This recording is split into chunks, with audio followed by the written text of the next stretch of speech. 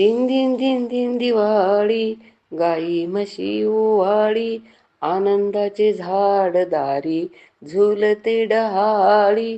दिन दिन दिन दिन दिवाळी, गाई म्हशी ओवाळी, आनंदाचे झाड दारी, झुलते डहाळी. उठण्याच्या आधी तेल लावलं, तेल लावलं, तेल लावलं, बालपणाकडे मन धावलं, मन धावलं, मन धावलं. फराळाला घरी पै पावनं, पै पावनं, लई पावनं. पोटभर खाऊन फै लावणं, सई लावणं, फै लावणं. नात्यांना गोडीनं, भेटण्याच्या ओढीनं, उत्सवाच्या जोडीनं, आली आली किल्ल्याच्या मातीत, दिव्याच्या ह्या वातीत, फराळाच्या वाटीत, आली आली. दिन दिन दिन दिन दिवाळी, गाई म्हशी ओवाळी, आनंदाचे झाड दारी, झुलते डहाळी. दिन दिन दिन दिन दिवाळी, गाई म्हशी ओवाळी, आनंदाचे झाड दारी, झुलते डहाळी. नमस्कार, मी रेखा. रेखाच किचनमध्ये आपणा सर्वांचं खूप खूप मनापासून स्वागत. आपण सर्वजण दिवाळीच्या स्वागताची जय्यत तयारी करून दिवाळीचा आनंद घ्यायला सुरुवात झाली असेल आणि फराळाचा आस्वादही घेत असाल तर आपण या अगोदर पहिल्या भागात दिवाळी दीपोत्सवाचे महत्त्व, दिवाळी का साजरी करतात, पूर्वतयारी काय काय करायची आणि आम्ही आमच्याकडे दिवाळी कशा पद्धतीने साजरी करतो याबद्दल आणखी बऱ्याच गोष्टीबद्दल आपण थोडक्यात माहिती जाणून घेतली आहे. तर आज आपण दुसऱ्या भागात किल्ल्याचे महत्त्व, रांगोळीचे महत्त्व आणि आपण दिवाळी 5 दिवस साजरी करतो तर त्या दिवसाचे महत्त्व आणि त्याबद्दल काही पौराणिक कथा आहेत त्या आज आपण जाणून घेणार आहोत. आपणा सर्वांना माझ्याकडून ही दिवाळी सुख, समृद्धी, ऐश्वर्य, भरभराटीची आणि आरोग्यदायी जावो. दिवाळी आहे खास, त्यात लक्ष्मीचा वास, फराळाचा सुगंध, दिव्यांची आरास, मनाचा वाढवी उल्हास. उठण्याच्या सुगंधाची, रांगोळीच्या रंगाची, आकाशकंदील पणत्यांच्या रोषणाईची, फटाक्यांच्या आतषबाजीची आणि फराळाच्या चटकदार चवीची.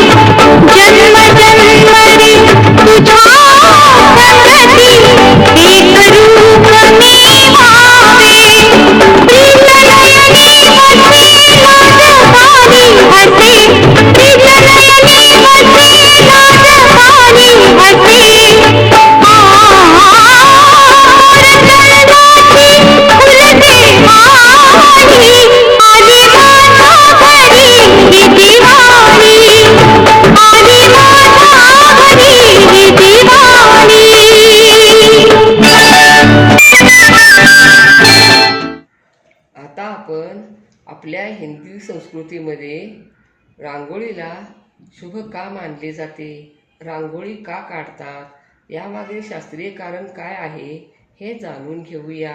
आपल्या भारतीय संस्कृतीमध्ये रांगोळी काढण्याची प्रथा फार प्राचीन काळापासून आहे. शुभ कार्य, सण, उत्सव, पूजा अर्चा, पाटाभोवती, जेवणाच्या ताटाभोवती, देवघर, अंगण, तुळशी वृंदावन प्रत्येक दिवशी वेगवेगळी रांगोळी काढली जाते. संस्कृत भाषेत रांगोळीला रंगवली म्हणतात. रांगोळी सौंदर्याचा आविष्कार आणि मांगल्याचे प्रतीक मानतात. रांगोळी काढणे ही एक कला आहे. रांगोळीला धार्मिकच महत्त्व नाही तर वैज्ञानिक महत्त्व देखील आहे. रांगोळी काढल्याने आपल्यात सकारात्मक ऊर्जा निर्माण होते. ताणतणाव, मन, धैर्य, एकाग्रता, मानसिक बळ वाढविते. घरासमोर रांगोळी काढल्याने घरात येणाऱ्या अशुभ शक्तींना घराचा उंबरठा ओलांडू देत नाहीत. रांगोळी लोककला आहे. आजच्या काळात रांगोळीची कला असणारे, स्वतंत्र स्थान निर्माण करणारे रंगोलीकार प्रसिद्ध आहेत. पूर्वी ठिपक्यांची रांगोळी असायची. हल्ली फुलं, पानं, फुलांनी, धान्यांनी रांगोळी काढतात. 2 बोटांनी रांगोळी काढतो म्हणजे ती ज्ञानमुद्रा होते. चैत्र महिन्यातील चैत्रांगण रांगोळीला खूप महत्त्व आहे. देवासमोर उंबरठ्यावर लक्ष्मीची पावले स्वस्तिक काढून हळदी कुंकू व्हावे. रांगोळी दररोज घरासमोर काढावीच, पण शक्य नसेल तर सणांना तर रांगोळी जरूर काढावीच. आपण आता दिवाळीत किल्ला का बनवितात हे जाणून घेऊया. आपल्या महाराष्ट्रातील गड किल्ल्यांना प्राचीन काळापासून अनन्यसाधारण महत्त्व आहे. दिवाळीत किल्ला बनवण्याची परंपरा आपल्या पूर्वजांनी आपला गौरवशाली इतिहास आपल्या मुलांना माहीत असावा, त्यांनी तो अभ्यासावा म्हणून किल्ला बनवण्याची परंपरा चालू केली. शिवाजी महाराजांनी हिंदवी स्वराज्य स्थापन करून गड किल्ले जिंकले. शिवाजी महाराजांनी स्वराज्यात मिळवलेले किल्ले आपल्याला शिकवतात की कणखर कसं राहावं, बिकट परिस्थितीत कसं लढावं. किल्ले हे शौर्याचं, ध्येयाचं प्रतीक मानलं जातं. किल्ला बांधणे म्हणजे स्वतःचे मन, बुद्धी यावर एक संधी ईश्वराच्या शक्तीचे तेज निर्माण होणे. किल्ला बांधून या माध्यमातून आपण ईश्वराचे तेज प्राप्त करतो. शिवाजी महाराज आपल्या छोट्या सवंगड्यासोबत मातीचे डोंगर बनवायचे आणि हेच माझे गड किल्ले म्हणायचे. शाळेला दिवाळीची सुट्टी असते. लहान मुले किल्ले बांधण्याची जय्यत तयारी सुरू करतात. सर्व मुलं किल्ला करण्याच्या निमित्ताने एकत्र येतात, किल्ला बनवितात. वाईटावर चांगल्याचा विजय मिळवून सर्वजण एकत्र येऊन दिवाळी साजरी करतात. शिवाजी महाराजांची आठवण उभी राहावी म्हणून आपण दिवाळीत किल्ला करतो.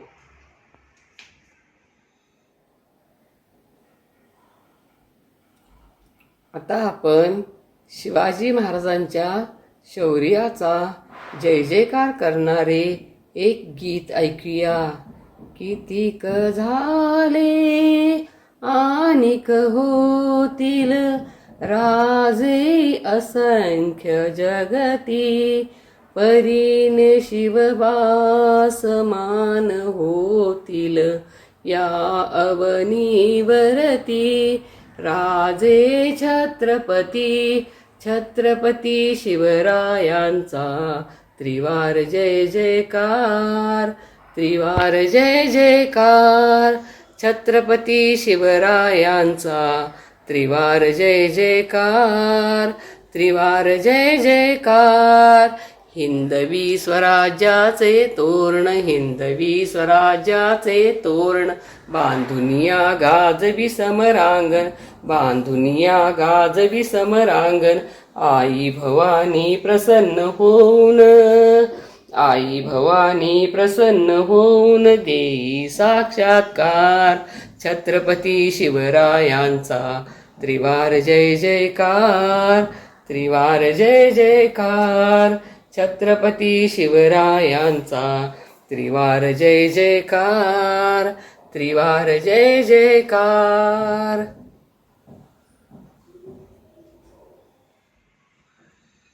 आपण दिवाळी 5 दिवस साजरी करतो. आपण फक्त त्या दिवसाचे महत्त्व आणि पौराणिक कथा जाणून घेणार आहोत.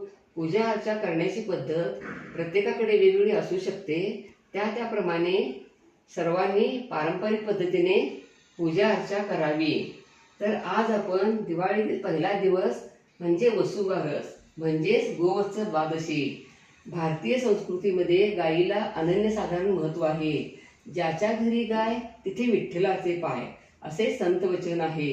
वसुबारस हा गाय आणि वासराबद्दल कृतज्ञता व्यक्त करण्याचा दिवस.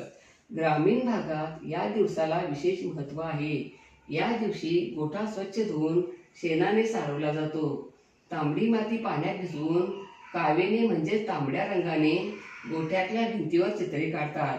गायींना सजवून गळ्यात झेंडूच्या फुलांच्या माळा घालून हळदी कुंकू लावून पूजा करतात, औक्षण करतात. ज्वारी किंवा बाजरीत गूळ घालून गायीला खाऊ घालतात. गायीला पुरणपोळी आणि दहीभाताचा नैवेद्य दिला जातो. दिवाळीत 5ही दिवस गायीची पूजा करतात आणि गोडधोड खाऊ घालतात. गोठ्यात पंत्या लावतात. गायीसमोर गाणी म्हणतात. महाराष्ट्रात विविध भागामध्ये वसुबारसेची गाणी म्हणण्याची पद्धत आहे. विदर्भात तर अश्विन वद्य अष्टमीपासून दिवाळीची गाणी म्हणण्यास सुरुवात होते. गाण्यामध्ये शेतीच्या कामाचे, गायीचे वर्णन असते. या दिवशी गुराखी दिवटी आणि भांडे घेऊन घरोघरी जातात. लोक मग त्या भांड्यामध्ये तेल टाकतात. एकमेकांना पोळी टाकण्याचा खेळही या गाण्यामधून खेळतात. आता आपण दिवाळीतील धनत्रयोदशी या दिवसाबद्दल जाणून घेऊया. धनत्रयोदशी हा आरोग्य देवतेचे म्हणजेच धन्वंतरी देवतेचे स्मरण करण्याचा, ऋण व्यक्त करण्याचा आणि दीर्घायुष्यासाठी प्रार्थना करण्याचा दिवस. समुद्र मंथनातून आरोग्याची देवता मानल्या गेलेल्या धन्वंतरीचा 5वे रत्न म्हणून लाभ झाला. या धन्वंतरीचा उत्सव होय. या दिवशी यमाची अवकृपा होऊ नये म्हणून दक्षिणेकडे दिव्याची ज्योत करून दीपदान करतात. इतर वेळी दक्षिणेकडे तोंड करून दीपदान करणं अशुभ मानले जाते. या संदर्भात पुराणात एक आख्यायिका आहे. इंद्रप्रस्थाचा राजा हंस शिकारीसाठी भ्रमंती करत असताना हैम राजाचे छोटेसे राज्य त्याला वाटेत लागले. राजा हैमने हंस राजाचे स्वागत केले. त्याच दिवशी हैम राजाला पुत्रप्राप्ती झाली. त्या पुत्राची कुंडली पाहून ज्योतिषाने असे भविष्य वर्तवले की विवाहानंतर 4थ्याच दिवशी या पुत्राचा सर्पदंशाने मृत्यू होईल. हंस राजाने या राजपुत्राला वाचविण्यासाठी यमुना नदीतील एका डोहात घर बांधून ठेवले. पाण्यातल्या घरात धोका नाही असे हंस राजाला वाटले. राजपुत्राचा 16व्या वर्षी विवाह केला आणि ज्योतिषाची भविष्यवाणी खरी ठरली. लग्नानंतर 4थ्या दिवशी राजपुत्राचा सर्पदंशाने मृत्यू झाला. हैमराजाने यमाची प्रार्थना केली. यमराजाने दिवाळीचे 5 दिवस जे लोक दीपोत्सव करतील त्यांच्या वाट्याला असे दुःख येणार नाही.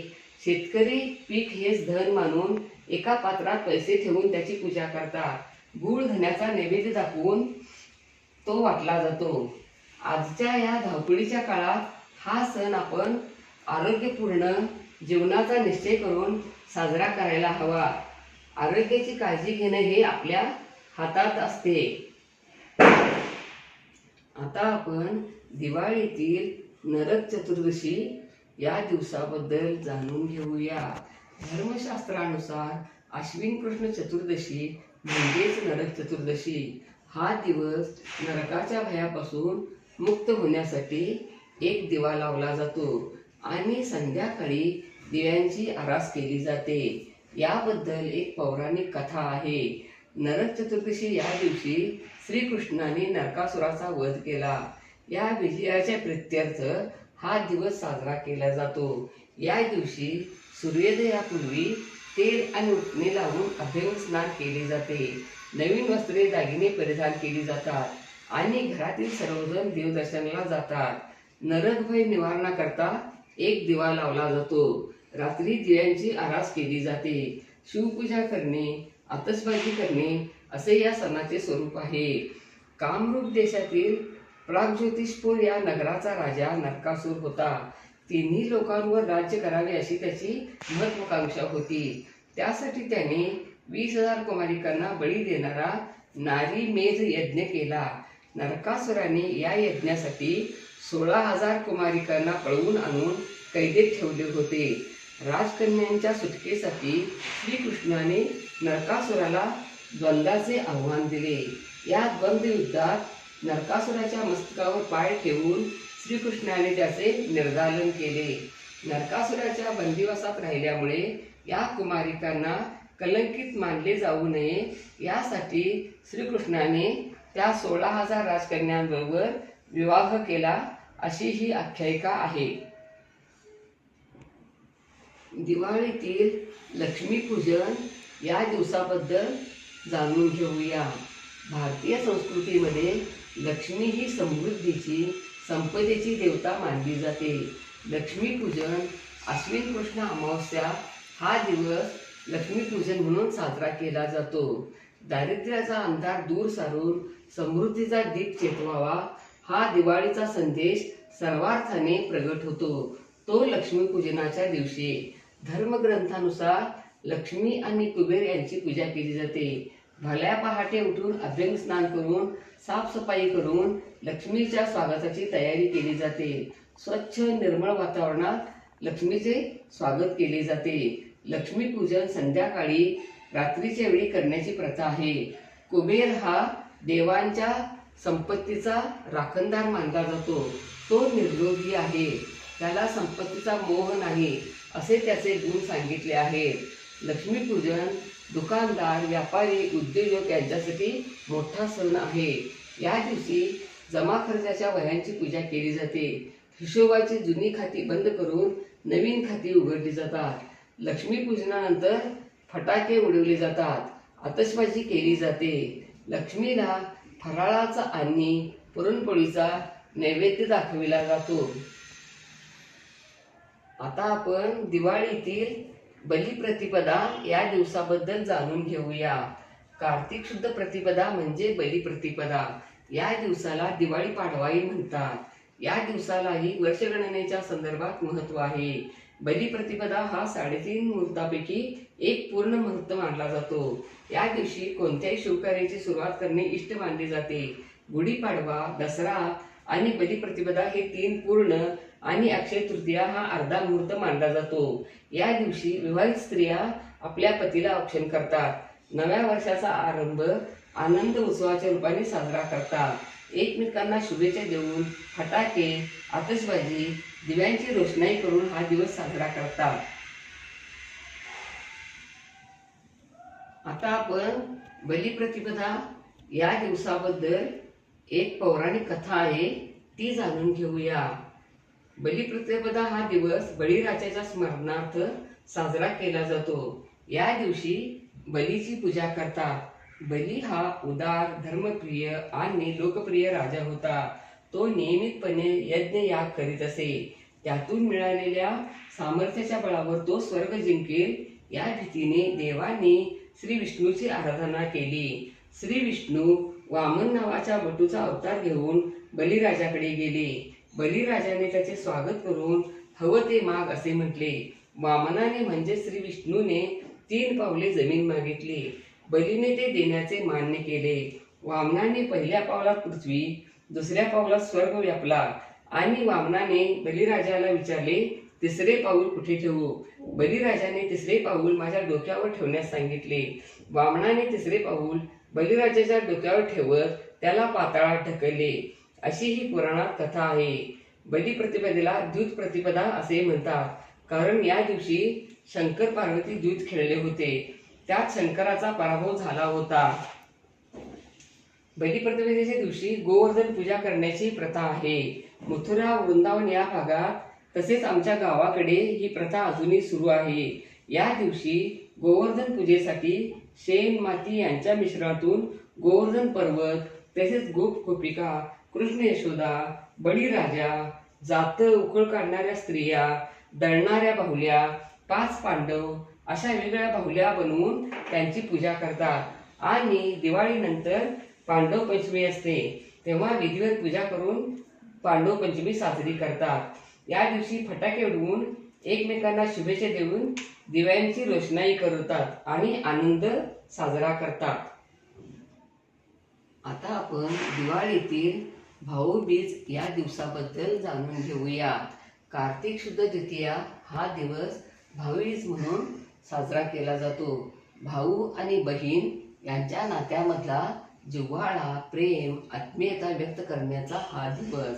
या दिवसाला भ्रातृद्वितीया किंवा यमद्वितीया असे म्हटले जाते. भावा बहिणीमध्ये जिव्हाळ्याचे नाते अधिक दृढ व्हावे हा या सणामागील उद्देश आहे. भाऊबीजेच्या दिवशी भाऊ बहिणीला सासरी भेटायला जातो. बहिणी देखील अगदी आतुरतेने भावाची वाट पाहत असतात. भावाचे स्वागत करून, त्याला औक्षण करून, त्याला गोडाधोडाचे पदार्थ करून खाऊ घालतात. भाऊ बहिणीला भाऊबीजेची भेट म्हणून साडी चोळी किंवा तिच्या आवडीची वस्तू भेट देतो. सोनियाच्या ताटी उजळल्या ज्योती, ओवाळीते भाऊराया, वेड्या बहिणीची वेडी ही माया. आता आपण भाऊबीज या सणामागे पुराणात एक आख्यायिका आहे ती जाणून घेऊया. यम आणि रेणू हे बहीण भाऊ होते. दोघांमध्ये अतिशय जिव्हाळा होता. यमाचा मृत्यू झाला तेव्हा यमीला खूप दुःख झाले. या दुःखातून ती बाहेर पडेना म्हणून देवाने रात्र निर्माण केली. अशा काही दिवस रात्री गेल्यावर काही काळ गेला असे वाटून यमीचे दुःख कमी झाले. या बहीण भावाच्या प्रेमाची आठवण म्हणून भाऊबीज साजरी केली जाते. वर्षातून एक दिवस का होईना भावाने बहिणीकडे जावे, तिची ख्यालीखुशाली पाहावी, तिच्या सुखदुःखात सहभागी व्हावे हाच उद्देश आहे. परंतु पूर्वी तार पत्र याद्वारे खुशाली वगैरे विचारली जायची. पण आता संगणक युगात मोबाईल आहेतच. दररोजच व्हॉट्सअपद्वारे भेटतात. पण पूर्वी पत्राद्वारे मनातले विचार, सुख दुःख सांगितले जायचे. आता सर्व गोष्टी मोबाईल आणि व्हॉट्सअप वगैरे वर चालते. परंतु असे असले तरी मला तो पत्रोत्तरांचा काळच अधिक चांगला वाटतो. नूतन वर्षाची चाहूल, दिवाळीची आरोग्यदायी पहाट या पद्धतीने आपण सर्वजण दिवाळी आनंदाने साजरी करूया. लाईक आणि सबस्क्राईब करा. कमेंट बॉक्समध्ये कमेंट टाका. पुन्हा आपण असेच भेटू नवीन नवीन सण, उत्सव आणि रेसिपी घेऊन महत्त्वाच्या माहितीसह. धन्यवाद. मस्त खा आणि स्वस्थ राहा आणि आपले आरोग्य उत्तम ठेवा. दीपावलीच्या खूप खूप मनापासून प्रेमपूर्वक शुभेच्छा. Don't forget to like, share, comment and subscribe. Hit the notification bell ting to get the notifications whenever we upload the new video. Stay tuned for healthy, homemade and tasty recipes every week. Thank you.